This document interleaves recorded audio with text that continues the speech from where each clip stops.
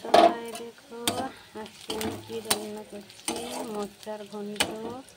মোচার ঘন্টতে এখানে মোচা, আলু আর বেগুন সেদ্ধ করে নিয়েছি হলুদ দিয়ে।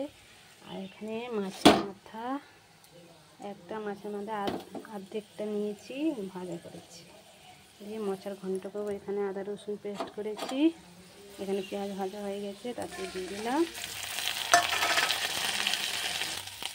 এখানে আদা রসুন ভাজা হয়ে গেছে, তাতে টমাটো দিয়ে দিলাম। টমাটো দিয়ে ভাজা হবে।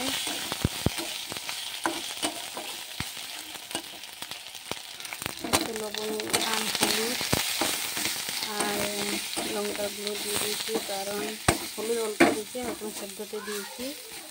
আর এই যে জলটা, এই জলটা দিব, আলাদা জল দিব না।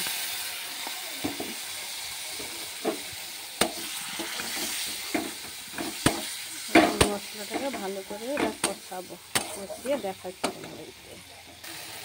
এখানে মশলা কষা হয়ে গেছে, দেখছি বন্ধুরা সবাই। তাতে মাছের মাথাটা দিয়ে দিব।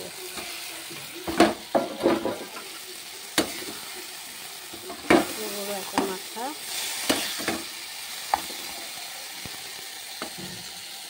তার মধ্যে এই সেদ্ধটাও দিয়ে দেব।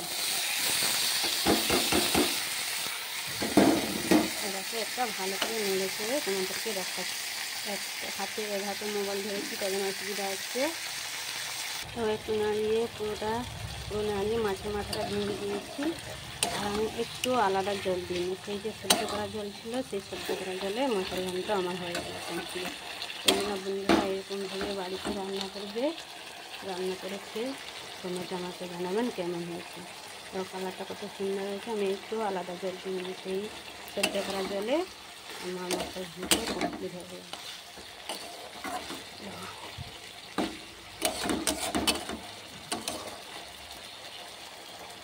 কত সুন্দর হয়েছে। আমার রান্না কমপ্লিট হয়ে গেল। আবার তোমরা রান্না করে এইভাবে রান্না করে খাবে, সে খাওয়ার পর আমাকে কমেন্টে জানাবে রান্নাটা কেমন হয়েছে। আজকে পর্যন্ত এখানে রেখে দিলাম বন্ধুরা, ভালো থাকো, সুস্থ থাকো, টাটা।